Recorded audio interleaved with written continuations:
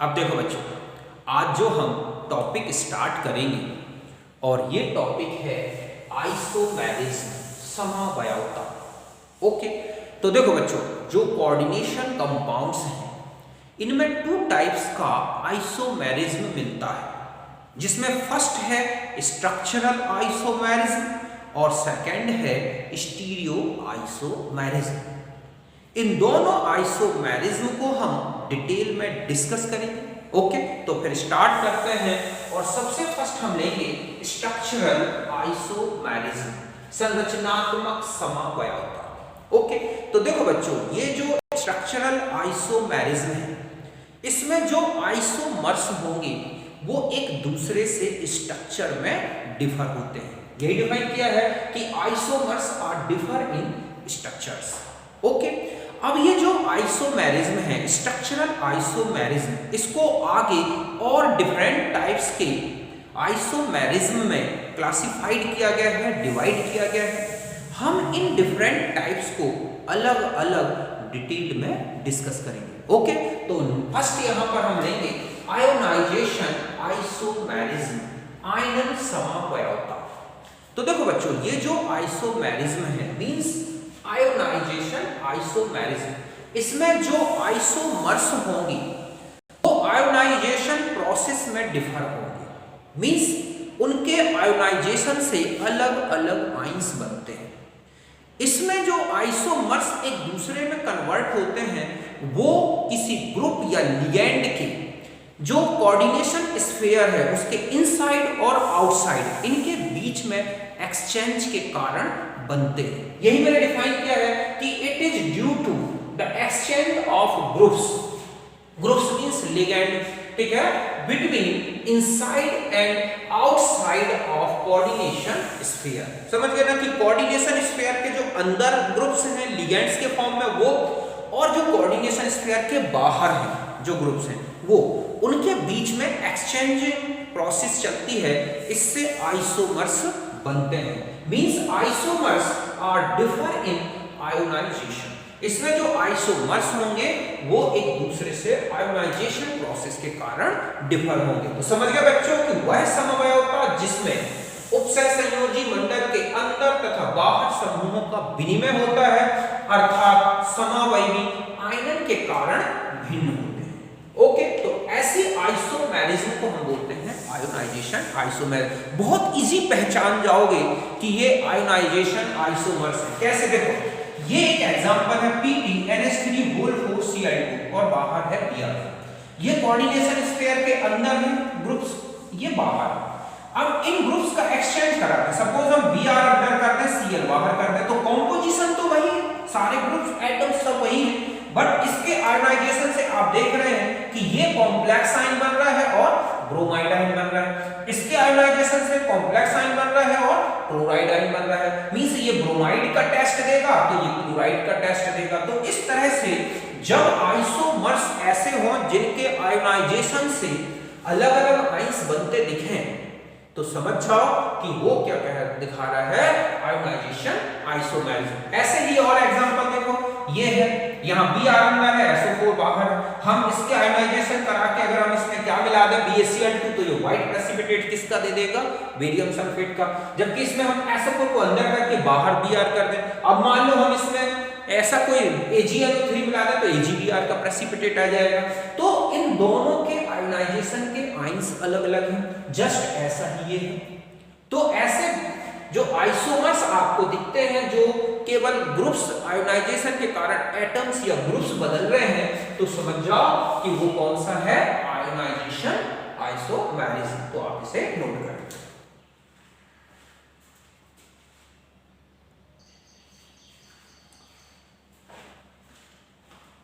अब देखो बच्चों, नेक्स्ट आते हैं और ये है हाइड्रेट आइसोमेरिज्म, हाइड्रेट समवायवता।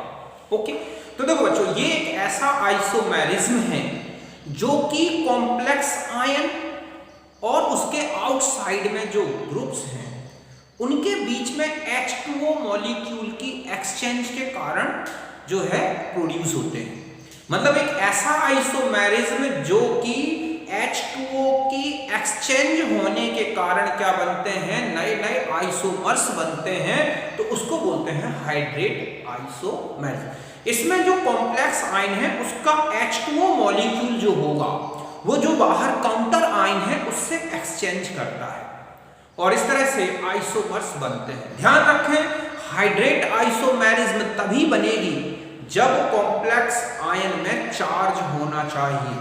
अगर H2O के एक्सचेंज के बाद कॉम्प्लेक्स आयन में चार्ज नहीं रह जाता तो वो हाइड्रेट आइसोमर नहीं होगा, क्योंकि हाइड्रेट आइसोमर में H2O लिगेंड के फॉर्म में भी होता है और क्रिस्टलाइन वाटर के फॉर्म में। अगर कॉम्प्लेक्स आयन में कोई चार्ज नहीं रह जाएगा तो H2O क्रिस्टलाइन वाटर के फॉर्म में नहीं रह सकता और ऐसे में वो आइसोमर क्या नहीं होगा, हाइड्रेट आइसोमर नहीं होगा। तो ये लिखा है कि these isomerism is due to exchange of group in the complex ion with water। मतलब इस आइसोमेरिज्म में सबसे मेन चीज है H2O होना चाहिए, समझ गए ना। एक ग्रुप के फॉर्म में means water molecule appears as ligand as well as crystalline water, समझ गए ना। मतलब इसमें जो H2O होगा वो एक लिगेंड के फॉर्म में भी दिखेगा और जब एक्सचेंज हो जाएगा तो वो एक क्रिस्टलाइन वाटर के फॉर्म में भी दिखता है। तो ऐसे आइसोमेरिज्म को हम बोलते हैं हाइड्रेट आइसोमेरिज्म।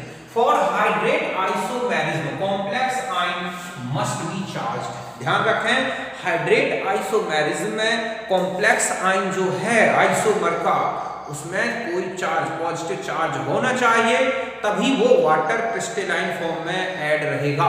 ओके, तो समझ गए बच्चों की एक ऐसी समवायता जिसमें जल का अणु संकुल आयन के बाहर और अंदर दोनों तरफ अपीयर होगा। जब संकुल आयन के अंदर होगा तो वो लिगेंड के फॉर्म में दिखेगा और जब बाहर रहेगा तो वो एक क्रिस्टलाइन वाटर के फॉर्म में रहता है। तो हम उसे बोलते हैं क्या, इस तरह के जो आइसोमर्स हमें दिखेंगे H2O के एक्सचेंज विनिमय के कारण वो कहलाते हैं क्या, हाइड्रेट समवायवी। ध्यान रखें, हाइड्रेट समवायवी वही कहलाएगा जिसमें H2O बाहर हो या अंदर, लेकिन कॉम्प्लेक्स आयन में चार्ज होना जरूरी है। ओके, तो यही मैंने लिखा कि सर जिसमें संकुल आयन समूह तथा जल अणुओं के मध्य विनिमय से उत्पन्न होती है, अर्थात H2O अणु लिगेंड और क्रिस्टलीय जल के रूप में होता है, तो उसे हम बोलते हैं हाइड्रेट समवायता। इसमें संकुल आयन में आवेश होना जरूरी है। देखो कैसे, जैसे COCl3 6H2O, एक हाइड्रेट आइसोमर ये बन गया जिसमें 6 के 6 H2O लिगेंड के फॉर्म में है, 3 क्लोराइड बाहर। फिर एक एक्सचेंज हुआ तो इसका एक आइसोमर ये बन गया हाइड्रेट आइसोमर, एक H2O को बाहर कर दिया और एक Cl को हमने अंदर कर दिया। अभी कॉम्प्लेक्स आयन में चार्ज है, तो इसका मतलब है कि ये जो वाटर है ये किस फॉर्म में है, क्रिस्टलाइन वाटर, समझ गए ना। मतलब यहाँ पर क्रिस्टलाइन वाटर है वो जो कि प्लस चार्ज के कारण क्रिस्टल के साथ बॉन्डेड है। यहाँ ऑल वाटर जो है, ठीक है, ये क्या है, यहाँ पर लिगेंड है। फिर एक बार और एक्सचेंज कर दें, अब 2 Cl अंदर और 2 H2O को यहाँ पर हमने क्या कर दिया, बाहर, तो यहाँ पर ये फिर क्या है, क्रिस्टलाइन वाटर हो गया। बस अभी यहाँ पर प्लस बना। अब मान लो हम एक क्लोराइड और अंदर कर दें और 3 H2O, तो ध्यान रखें कि अब यहाँ पर यहाँ कोई चार्ज नहीं है, मींस ये कैसा हो गया, चार्जलेस। तो ये नॉन इलेक्ट्रोलाइट हो गया। क्या हो गया बच्चों, ये नॉन इलेक्ट्रोलाइट, अविद्युत अपघट्ट, तो ये नो क्रिस्टलाइन वाटर। ओके, तो हम इसे हाइड्रेट आइसोमर्स नहीं कहेंगे, समझ गए ना। ये क्या नहीं है, not a hydrate isomer because complex ion, ठीक है, इज नॉट क्रिस्टलाइन, ठीक है, because complex is not crystalline solid. मतलब इसमें जो कॉम्प्लेक्स है ये क्रिस्टलाइन सॉलिड नहीं है, इसमें कोई चार्ज नहीं है, सीधा सा ध्यान रखना है। तो हम इसे हाइड्रेट आइसोमर नहीं कहेंगे। तो इसका मतलब है कि इसके टोटल हाइड्रेट आइसोमर्स कितने हो गए, 1, 2 एंड 3, फोर्थ को हम नहीं कहेंगे। इसलिए आप इसको मत गिन लेना हाइड्रेट आइसोमर्स में कि ये भी बन गया। क्यों, क्योंकि यहाँ पर H2O नॉन क्रिस्टलाइन वाटर, ये क्रिस्टलीय जल नहीं होगा। क्यों, क्योंकि ये कॉम्प्लेक्स आयन एक आयनिक सॉलिड नहीं होगा, ये एक नॉन इलेक्ट्रोलाइट है, चार्जलेस स्पीशीज है। तो हमारे पास 3 ये बन गए। अब मैं ये बता दूं कि जो हाइड्रेट आइसोमेरिज्म है ये एक आयोनाइजेशन आइसोमेरिज्म भी है। आप इन सब के आयोनाइजेशन से देखोगे अलग अलग आयंस बनेंगे। इसमें 3 मोल क्लोराइड और 1 कॉम्प्लेक्स आयन, इसमें 2 मोल क्लोराइड 1 कॉम्प्लेक्स आयन, इसमें 1 मोल क्लोराइड और कॉम्प्लेक्स आयन।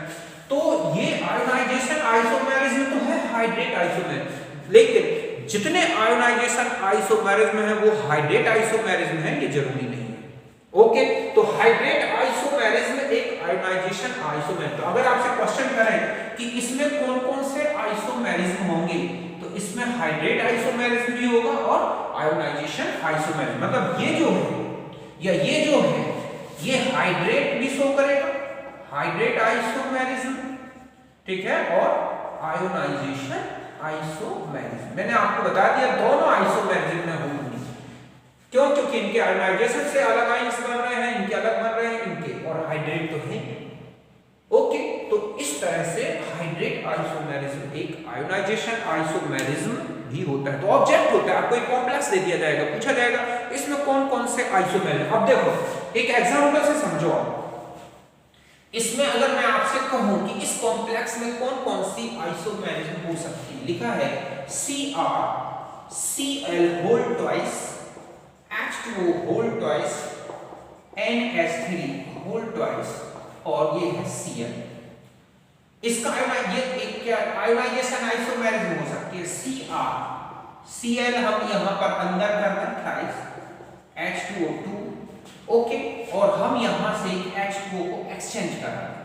ओके, तो यहां पर हो गया CrCl3, ओके, यहां पर हो गए H2O2 ले लें और एक अमोनिया ले और बाहर एक अमोनिया कर दो, तो ये एक अलग आइसोमर है, ये एक अलग आइसोमर है। तो इसमें आयोनाइजेशन तो हो रहा है कि इसका अलग आयोनाइजेशन से अमोनिया हटेगा और ये अलग हटेगा, लेकिन ये एक हाइड्रेट आइसोमेरिज्म नहीं हो सकती। क्यों नहीं हो सकती बच्चों? देखो, एक तो ऐसा बन गया, ओके, अब यहां पर हम या एक ध्यान से 2 मिनट, यहां पर मैं एक H2O ले लूं, ओके, और यहां पर मैं ले लूं 2H2O और यहां पर कर दूं Br2, ओके। एक आयोनाइजेशन आइसोमेरिज्म देख लें हम इसमें कि ये है CrCl whole thrice, H2O whole twice, और यहां हो गया Br और ये हो गया Cl, क्या हो गया Br, और हम यहां एक Br कर रहे हैं, 3 6 हो गए। ये और ये आयोनाइजेशन आइसोमर्स है, इसमें क्लोराइड आयन हटाएगा, इसमें ब्रोमाइड आयन। अब मान लो मैं इसको ऐसा ले लूं Cl होल थ्राइस H2O, ऐसा ले लूं, ओके, यहां से, और यहां एक Br2, और ये हो गया हमारा इस तरह से, ओके, यहां मैंने अब H2O लगा दिया बाहर। तो मैं ये कहूं कि क्या ये हाइड्रेट आइसोमर है? तो नहीं, ये क्या नहीं है बच्चों? Hydrate isomer. क्यों? क्योंकि इसमें कोई चार्ज नहीं आ रहा है। तो यहां पर H2O एक्सचेंज तो हो रहा है, लेकिन ये आइसोमर बन रहा है, लेकिन ये आइसोमर हाइड्रेट आइसोमर नहीं है। क्यों? क्योंकि इस कॉम्प्लेक्स आयन में वाटर मॉलिक्यूल को जोड़ने के लिए कोई चार्ज नहीं है, मतलब ये वाटर मॉलिक्यूल क्रिस्टलाइन वाटर के फॉर्म में नहीं हो सकता, क्योंकि हाइड्रेट आइसोमेरिज्म वो है जिसमें H2O लिगेंड के फॉर्म में होता है और क्रिस्टलाइन वाटर, तो ये एक नॉन इलेक्ट्रोलाइट हो गया। ऐसे में इसमें H2O क्रिस्टलाइन वाटर नहीं होगा, तो ये हाइड्रेट आइसोमर नहीं। तो इसमें आयोनाइजेशन आइसोमेरिज्म तो हो सकती है, बट हाइड्रेट आइसोमेरिज्म नहीं हो सकती। ओके, तो इसको नोट कर लें।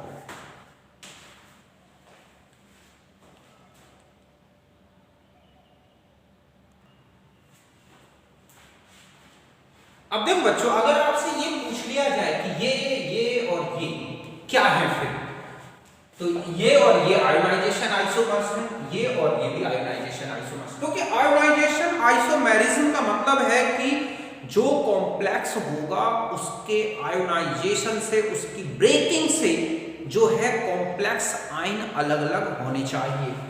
इसमें पॉजिटिव चार्ज और क्लोराइड, इसमें नहीं, पॉजिटिव चार्ज और ब्रोमाइड, इस ये चार्जलेस होगा। लेकिन ये भी एक कॉम्प्लेक्स है, चार्जलेस एक न्यूट्रल कॉम्प्लेक्स है। इसका आयोनाइजेशन हुआ तो H2 अलग हो गया, ये अलग हो गया, तो ये एक इसी का आयोनाइजेशन आइसोमर है। बट इसका ये या इसका ये हाइड्रेट आइसोमर नहीं है, ये मैंने आपको अच्छी तरह से समझा दिया। तो चाहे मैं यहां पर Br2 की जगह अमोनिया लेके बना दूं, चाहे यहां पर H2O लेके बना दूं, या Br, इस तरह से जो अभी से पहले भी बता रहा था, वो भी एक आयोनाइजेशन आइसोमर बनाएगा।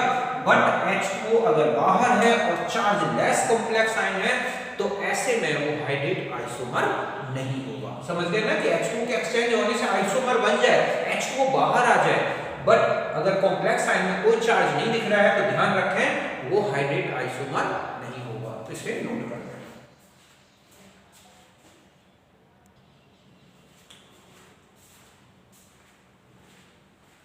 अब देखो बच्चों, नेक्स्ट है लिंकेज आइसोमेरिज्म, बंधन समावयवता।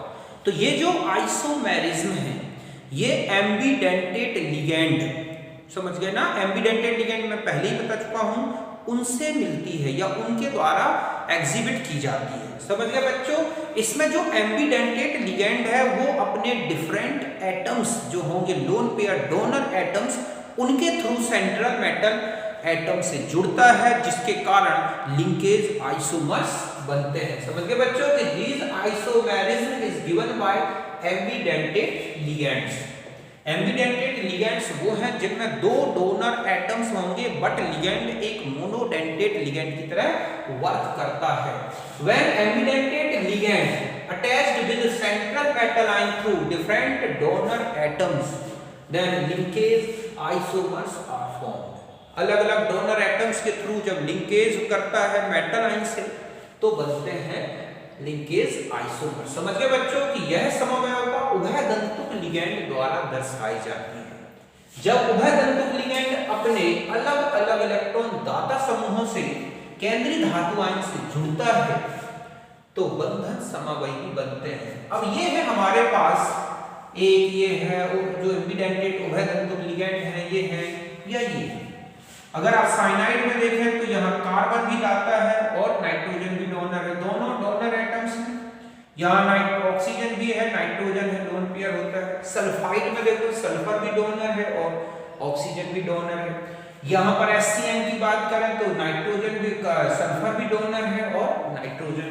तो इस तरह के जब ये अपने अलग अलग एटम्स के थ्रू जब सेंट्रल मेटल एटम से बॉन्डेड होंगे, अटैच्ड होंगे तो बन जाते हैं आइसोमर्स। देखो जैसे यहाँ पर CONH3 5CN+2 तो ये साइनो कॉम्प्लेक्स कहलाएगा। क्यों? क्योंकि यहाँ पर C और CN के बीच में बॉन्डिंग हुई है।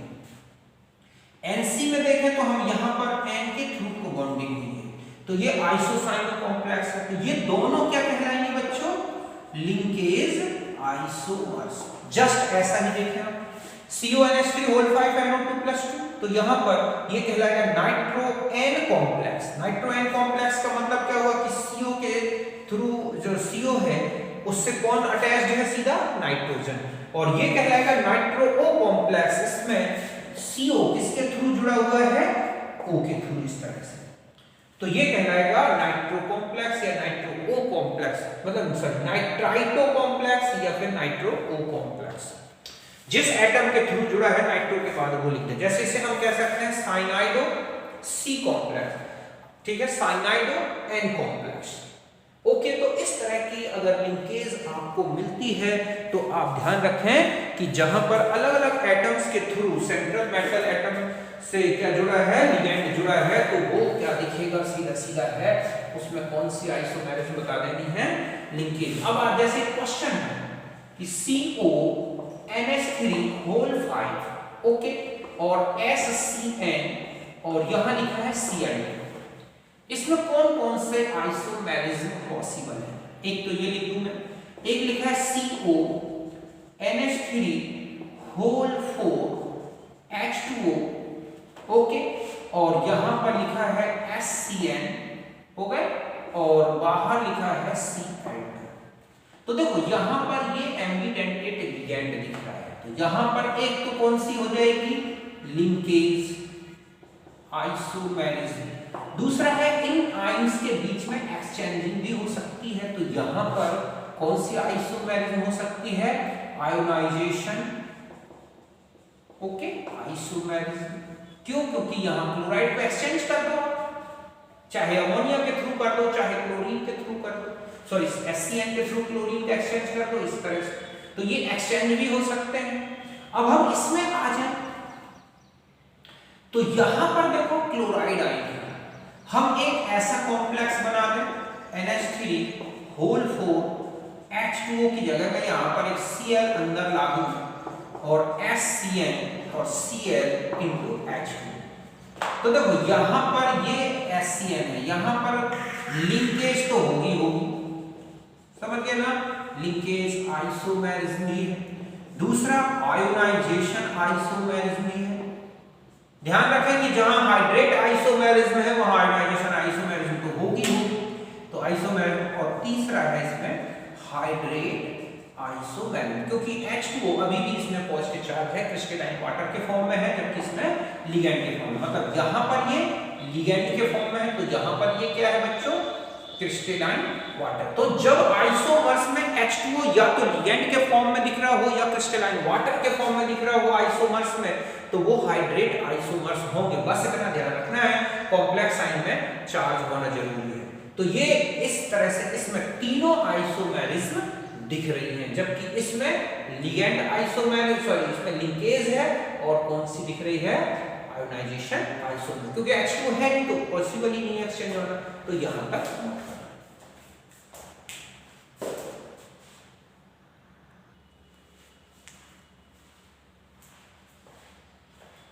अब देखो बच्चों, नेक्स्ट जो आइसोमेरिज्म है ये है कोऑर्डिनेशन आइसोमेरिज्म, उपसहसंयोजी समावयवता। ओके, तो देखो ये जो आइसोमेरिज्म है ये तब मिलती है जब कॉम्प्लेक्स के जो कैटाइन और एनाइन है वो दोनों क्या हो, कॉम्प्लेक्स आइंस हो। मींस कैटाइन भी कॉम्प्लेक्स आइन हो और एनाइन भी कॉम्प्लेक्स आइन हो, तब इन कॉम्प्लेक्स आइंस के बीच में लिगेंड्स का एक्सचेंजिंग होती है, और ऐसे में क्या बन जाते हैं, कोऑर्डिनेशन आइसोमर्स। इसमें नंबर ऑफ कोऑर्डिनेशन आइसोमर्स पूछ लिया जाता है, तो ध्यान रखें कि कोऑर्डिनेशन आइसोमर्स उतने ही पॉसिबल हैं जितने लिगेंड्स का क्या हो सकता है, एक्सचेंज हो सकता है। अगर वो 6 के 6 लिगेंड एक्सचेंज कर सकते हैं तो कितने हो जाएंगे आइसोमर्स, 6। 5 लिगेंड का एक्सचेंज कर सकते हैं तो 5, 4 का एक्सचेंज कर सकते हैं तो 4। इस तरह से वो कितने लिगेंड्स को एक्सचेंज कर सकते हैं, उसी से उनमें क्या आ जाती है, एक कोऑर्डिनेशन आइसोमेरिज्म। ओके, तो देखो बच्चों, तो यही लिखा है कि when both the cation and anions are complex ion then isomerism may be caused by the interchange of ligands, okay, between cation and anion। कि जब कॉम्प्लेक्स आइन का कैटाइन और एनाइन दोनों कॉम्प्लेक्स आइन हो, मतलब कॉम्प्लेक्स का जो कैटाइन और एनाइन दोनों ही कॉम्प्लेक्स आइन हो, तो उनके बीच में लिगेंड एक्सचेंजिंग हो जाती है। इससे बनते हैं coordination isomers. Total number of isomers are equals to number of exchangeable ligands. कितने लिगेंड एक्सचेंज हो सकते हैं, उसी से क्या आता है, ये वाला आइसोमेरिज्म। समझ लो बच्चों कि जब संकुल में धनायन और ऋणायन दोनों संकुल आयन हो, तो इन आयनों के मध्य लिगेंड विनिमय से उत्पन्न समवयवता को हम क्या बोलते हैं, उपसहसंयोजी समवयवता कहते हैं। इसमें जो समावयवियों की संख्या होगी वो विनिमयशील लिगेंड संख्या के बराबर होगी। अब देखो कैसे, ये है कॉम्प्लेक्स का कैटाइन और ये है कॉम्प्लेक्स का एनाइन। ओके, CrH2O6 तो COCN6 यहां पर इसका भी ऑक्सीडेशन नंबर 3 है और इसका भी 3 है। तो ये लिगेंड का एक्सचेंजिंग चलती है, एक बार हो जाए ऐसा बन जाएगा, फिर 2, फिर 3, और ऐसा अगर लगातार एक्सचेंज चलता रहे तो ये है फर्स्ट, सेकंड, थर्ड, 4, 5 और ये बन जाएगा 6 नंबर का कॉम्प्लेक्स। इसमें टोटल H2O और साइनाइड आप देखें तो एक्सचेंज हो चुके हैं। तो जब यहां पर क्या आ जाएगा, H2O के यहां साइनाइड यहां, तो ऐसे में फिर ये पॉजिटिव और ये नेगेटिव बन जाएगा, तो फिर हम उल्टा लिख देंगे। तो इस तरह से COH2O3+ हो जाएगा, क्रोमियम जो उधर था अब ये माइनस में हो गया। तो टोटल मिला के नंबर ऑफ जो आइसोमर्स हुए, कोऑर्डिनेशन आइसोमर्स, वो कितने हो जाएंगे, 6। अगर 2 ही लिगेंड एक्सचेंज कर सकते हैं, बाकी में कोई एक्सचेंजिंग नहीं हो रही है, तो फिर वो क्या होंगे, इस तरह से दूसरे आइसोमर्स होंगे। तो अभी मैं एक आपको एग्जांपल अलग से बता दूंगा। तो यहां पर ये लिखा है कि टोटल एक्सचेंज कितने हो गए, 6, तो आइसोमर्स कितने हो गए बच्चों, 6 हो गए। अब ये जो क्वेश्चन होता है कि इस आइसोमेरिज्म में आइसोमर्स को कैसे आइडेंटिफाई किया जा सकता है। जैसे आयोनाइजेशन आइसोमेरिज्म में आपने देखा था कि उसमें आइडेंटिफाई करना है तो प्रेसिपिटेशन करा के हम पता लगा सकते हैं। इसमें अगर हमें आयोनाइजेशन जो आइसोमर्स हैं, कोऑर्डिनेशन आइसोमर्स हैं, इन आइसोमर्स को आइडेंटिफाई करना है तो टू मेथड्स होती हैं, एक तो इलेक्ट्रोलाइसिस और एक होती है conductivity measurement method. Electrolysis method में क्या होगा, जब इलेक्ट्रोलिसिस होगा तो जो इलेक्ट्रोड्स होंगे उनमें अलग अलग आयंस मिलेंगे आइसोमर्स के। अगर एक आइसोमर्स के कैटायन और एनायन मिल रहे हैं तो दूसरे आइसोमर्स में दूसरे कैटायन और एनायन इलेक्ट्रोड कैथोड में मिलेंगे। तो इस तरह से अभी मैं एक एग्जांपल से समझाता हूं। जस्ट ऐसा ही कंडक्टिविटी मेजरमेंट में होगा कि जैसे जैसे आयन एक्सचेंज होते जाएंगे, आइसोमर्स जो बनते जाएंगे उनकी कंडक्टिविटी चेंज होती जाएगी। तो उस कंडक्टिविटी के मेजरमेंट से भी पता लगाया जा सकता है, इलेक्ट्रोलिसिस प्रोसेस से भी आइडेंटिफाई किया जा सकता है, कोऑर्डिनेशन आइसोमर्स का आइडेंटिफिकेशन कर सकते हैं। यहाँ तक लिखें, फिर मैं एग्जांपल बताता हूँ आपको।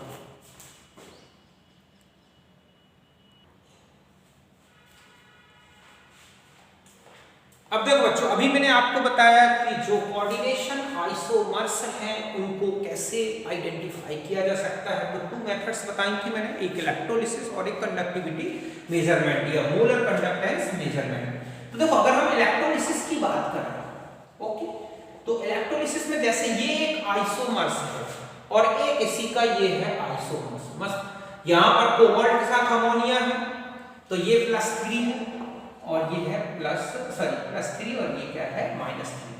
फिर अब पूरे लिगेंड्स एक्सचेंजिंग हो गया, जो नाइट्रो ग्रुप था वो कोबाल्ट के साथ आ गया, जो अमोनिया ग्रुप है वो क्रोमियम के साथ, और वही रूल यहाँ पॉजिटिव यहाँ नेगेटिव हमने फिल किया। तो यहाँ पर आयोनाइजेशन होता है, तो देखो ये बने कैटाइन और ये बनेगा इसका एनाइन, तो ये पहुंचेगा कैथोड में और ये पहुंचेगा एनोड में।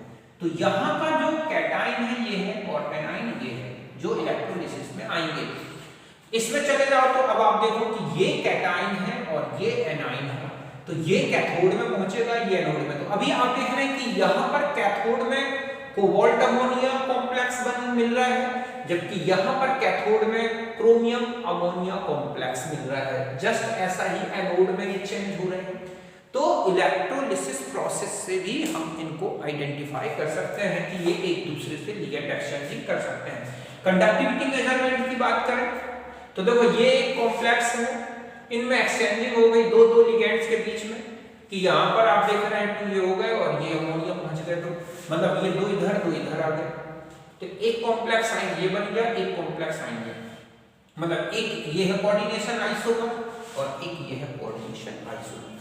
इसका जब आप आयोनाइजेशन कराएंगे तो इनमें चार्ज 3+ 3- आ रहा है, जबकि इनमें जो चार्ज देख रहे हैं +1 और +-1 आ रहा है। तो इनकी कंडक्टेंस जो मोलर कंडक्टेंस होंगी वो अलग अलग होंगी। इनकी मोलर कंडक्टेंस 3- के अनुसार मिलेंगी या 3+ के अनुसार आएंगी, जबकि यहाँ पर चार्ज अलग होगी। तो इस तरह से जो हमने देखा कोऑर्डिनेशन आइसोमर्स हैं उनको हम एक दूसरे से डिफरेंशिएट कर सकते हैं, इलेक्ट्रोलाइसिस मेथड और ये है कौन सी, मोलर कंडक्टिविटी मेजरमेंट मेथड। तो ये ऑब्जेक्ट होता है कि इनको किस मेथड से आइडेंटिफाई किया जा सकता है।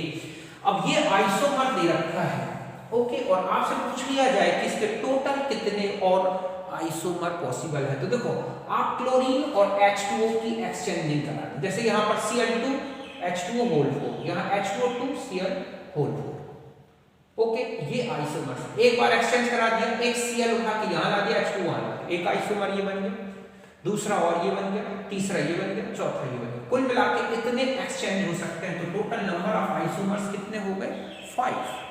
तो कितने लिगेंड्स एक्सचेंज कर सकते हैं, उन लिगेंड की एक्सचेंजिंग के बेस पर एक्सचेंजेबल जो लिगेंड्स हैं उनके बेस पर ही हम कोऑर्डिनेशन आइसोमर्स बता सकते हैं। तो इसके कितने हो गए, 5। आपसे कहा जाए कि ये लिखा है Cr या हम ये कहें कि Cu, ठीक है, H2O4 और Cu Cl4, ठीक है। तो यहाँ +2 है, यहाँ -2 है। कितने आइसोमर्स पॉसिबल है, तो कितना, अगर आप इसमें क्या एक्सचेंज करने से कोई कॉम्प्लेक्स बदल सकता है? नहीं बदल सकता, तो इसका नो। ठीक है, क्या देखो, तो कितने हो सकते हैं पहले ये देखिए। अगर हम यहाँ पर कितने कर दें, तो एक यहाँ से क्लोराइड उठा के यहाँ कर दें, तो एक बार एक्सचेंज हो सकता है, 2 बार एक्सचेंज हो सकता है, 3 बार, मतलब एक ऐसा बन सकता है। तो देख सकते हैं आप कि COH2 होल थ्राइस Cl, एक तो ये बन सकता है CuCl3H2, एक बन गया, एक ये था, एक ये। दूसरा देखो क्या बन जाएगा, CuH2O whole twice Cl whole twice, और दूसरा क्या बन जाएगा बच्चों, Cu, ठीक है, H2O whole twice Cl whole twice. तो यहां पर ये एक एक्सचेंज हो गया, दूसरा एक्सचेंज हो गया, तीसरा एक्सचेंज हो गया, समझ गए ना, इस तरह से। लेकिन अगर चौथा एक्सचेंज कराओगे तो फिर वही हो जाएगा, H2O 4 यहाँ 4 यहाँ, तो अगला तो यही मिल जाएगा ना, H2O होल 4 और CuCl होल 4। तो ये और ये तो आइडेंटिकल हो गए, तो 1 2 और कितने मिल गए, 3 आइसोमर्स। तो इसके केवल कितने पॉसिबल हैं, 3। ओके, इस तरह से आपको कोऑर्डिनेशन आइसोमर्स बताने होते हैं। तो यहां तक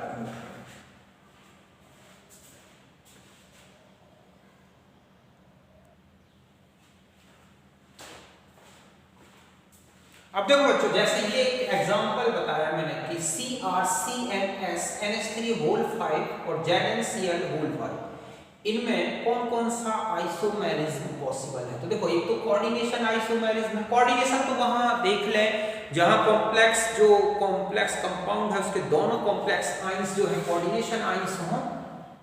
ओके, मतलब उसके दोनों जो आइंस है कैटाइन और एनायंस दोनों कॉम्प्लेक्स आइंस हों, तो वहां तो ये रहेगी कोऑर्डिनेशन। और इनमें लिंकेज भी हो सकती है। देखो यहाँ पर आप देख रहे हैं CNS है, तो ये लिंकेज आइसोमेरिज्म भी शो कर सकता है। ओके, ये तो हो गया था। अब हम नेक्स्ट आ जाते हैं लिगेंड आइसोमेरिज्म। लिगेंड आइसोमेरिज्म तब आती है जब लिगेंड में ही आइसोमेरिज्म हो जाए बच्चों। मतलब है कि when ligand can show isomerism then obtain ligand isomers. Okay, देखो कैसे, यहां पर है CONH3 होल 5 C6H4Cl1, या हम इसमें ऑर्थो भी लिख सकते हैं 2+। तो यहां पर अमोनिया 5 और ये जुड़ा हुआ है benzene ring, Cl ortho position में है, मतलब फर्स्ट पोजीशन। ओके, यहां नहीं सॉरी, यहां हो जाएगा 2, यहां हो जाएगा 3 और यहां हो जाएगा 4, इस तरह से। ठीक है, कि यहां पर या हम ये कहें कि ये है ऑर्थो, तो ये हो गया मेटा, तो ये है पैरा। तो देख रहे हैं आप कि लिगेंड्स नहीं बदल रहे हैं, कोई स्ट्रक्चर में बस चेंज आ रहा है। तो लिगेंड में जुड़े हुए एक लिगेंड मतलब क्लोराइड का, तो ये जो लिगेंड है अपने आप में आइसोमेरिज्म शो कर रहा है। तो ये आइसोमर्स, ये आइसोमर, ये आइसोमर, तीनों बिल्कुल अलग अलग हैं। तो इनको हम तीनों को क्या बोलेंगे बच्चों, लिगेंड आइसोमर। तो ध्यान रखें कि अगर कोई ऐसा एग्जांपल आपको दिया गया है जिसमें लिगेंड में ही आइसोमेरिज्म दिख रही है और फिर पूछ लिया गया हो कौन सी आइसोमेरिज्म है, तो वो है लिगेंड आइसोमेरिज्म। जैसे कि ये है ऑर्थो बेंजीन वाला जुड़ा हुआ है, ठीक है, मेटा वाला जुड़ा हुआ है, पैरा वाला, तो ये तीनों आइसोमर्स लिगेंड आइसोमर्स होंगे। ओके, नेक्स्ट आता है पॉलीमराइजेशन आइसोमेरिज्म। देखो ये एक ट्रू आइसोमेरिज्म नहीं है, क्यों, क्योंकि आइसोमर्स के मॉलिक्यूलर फॉर्मूला सेम होता है। यहां पर कॉम्पोजिशन सेम है, मॉलिक्यूलर फॉर्मूला सेम नहीं है, इंपेरिकल फॉर्मूला सेम है, कॉम्पोजिशन सेम है, इस बेस पे लिया गया है। मतलब this is a not true isomerism because in this isomerism molecular formulas of differ, ठीक है, are differ but empirical formula are same for isomers. Means हम ये कह सकते हैं कि केमिकल कॉम्पोजिशन, ठीक है, is same for all isomers. जो आइसोमर्स हैं उनका केमिकल कॉम्पोजिशन सेम होगा। समझ गए बच्चों, यह एक सत्य समवायपन नहीं है क्योंकि इसमें अणु सूत्र अलग अलग हैं, किंतु मूल अनुपाती सूत्र या रासायनिक संघटन, हम इसको क्या बोल सकते हैं, रासायनिक संघटन, ये समान होता है। समझ गए ना।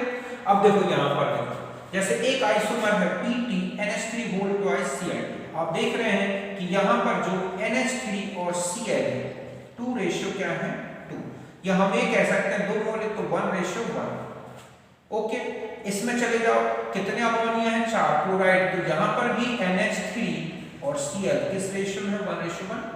अगर नंबर आप मोल्स के बेस पे देखें तो 2 मोल्स इसके 2 मोल्स इसके, यहाँ 4 मोल अमोनिया तो 4 मोल क्लोराइड। तीसरे आइसोमर में चले जाओ तो अब अमोनिया देखो यहाँ पर और यहाँ पे, यहाँ पर अमोनिया 2 ये हैं और 4 ये हैं, 2 ये हैं, कुल मिला के NH3 कितने दिख रहे हैं? 6। क्लोराइड्स देख लो कितने हैं? 6। ठीक है, तो यहाँ पर भी 1:1 में है। तो आप देख रहे हैं कि 2, 4, 6 ये एम्पिरिकल फॉर्मूला जो है सेम बना हुआ है, इनका जो रेशियो है मॉलिक्यूलर रेशियो वो चेंज होता जा रहा है। हम ये कहें कि जो इनका मॉलिक्यूलर, ठीक है, जो फॉर्मूला है इज, ठीक है, सिंपल इंटीग्रल मल्टीपल, ठीक है, ऑफ ईच अदर, एक दूसरे का इंटीग्रल मल्टीपल में है, 2, 4, 6, 8 इस तरह से। तो ऐसे आइसोमेरिज्म को क्या बोला जाता है? Polymerization isomerism. तो कुल मिला के ये थे स्ट्रक्चरल आइसोमेरिज्म। आयोनाइजेशन आइसोमेरिज्म, जिसमें आइसोमर्स केवल आयोनाइजेशन के कारण डिफर होते हैं। Hydrate iso